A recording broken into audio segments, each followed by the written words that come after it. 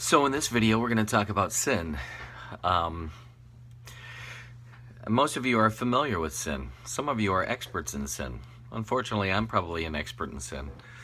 Um, let's talk about this. It kind of goes back to the beginning, and we've already found ourselves playing a little bit with this idea. If you go back to the Genesis account, the drama in the garden, what you find is this couple, Adam and Eve.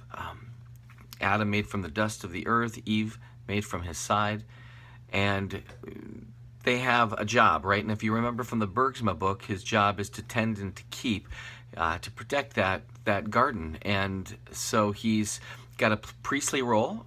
He is meant to sacrifice for the benefit and the betterment of what he's been given. He's prophetic. He's meant to be prophetic. He's meant to speak the word of God that he got, right? Eat from any tree that you want, just do not eat from the tree of the knowledge of good and evil. And he is meant to be kingly, to rule, and that means to make sure that no adversaries come in. And so we know that Adam does not do his job properly. And so when you looked at the Bergsma book, he would go through the covenantal stages and kind of show this comparison between these people the covenants are made with, and ultimately Jesus Christ, who is the fulfillment of all. And all of us, when baptized, are baptized priest, prophet, and king. So we'll always kind of find ourselves going back to that Genesis account. It's a very important part of our story, and from there we learn about what's called original sin. Now, original sin is based on the act, right, of their choosing to listen to the hiss of the serpent and not obey the word of God. Adam was standing right there when Eve decides to eat from that tree.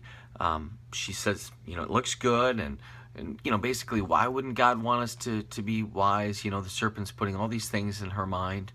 She says, we're not supposed to eat it or even touch that tree, which is kind of a little bit of an amendment. That might have been more from Adam, like, Eve, you can't eat from this tree and you can't even touch it.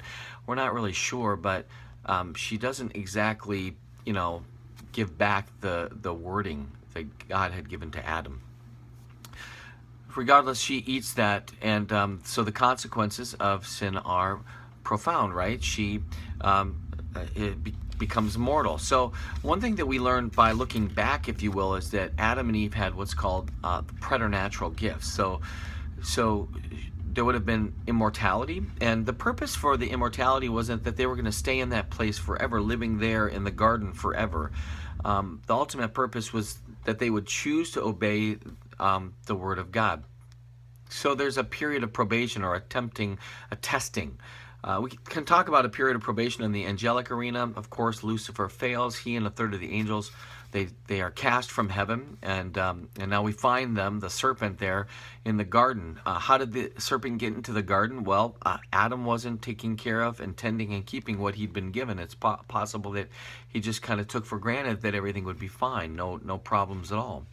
But the serpent's there, and so the serpent, the most conniving and deceptive, wily of all the animals and creatures of God, he tempts Eve. Temptation works because it appeals to something that's inside of us that might call into question what it is that we've already determined ourselves to hold to or to believe. Temptation works because maybe there's this little crack in the foundation, if you will, that would allow for us to consider something that maybe previously we would not have. The serpent uses a variety of tactics there. It's going to be tasteful. It looks good, and it's going to make you wise. It'll make you like God. So Eve gives in, and Adam does nothing as he stands there. In fact, he eats the fruit when it's handed to him as well. So that original sin was so powerful that it has kind of in space and time, this ramification that all people are the recipients of it. And in some ways that might seem a little unfair, like, why would their act have an impact on me? But the truth is that one man, Adam, represented all mankind forever. So everyone is from that original lineage, Adam and Eve, that couple. And his act was something that changed that couple. And everyone born from that moment has and is the recipient of the effects of original sin. So even though I didn't actually commit that original sin,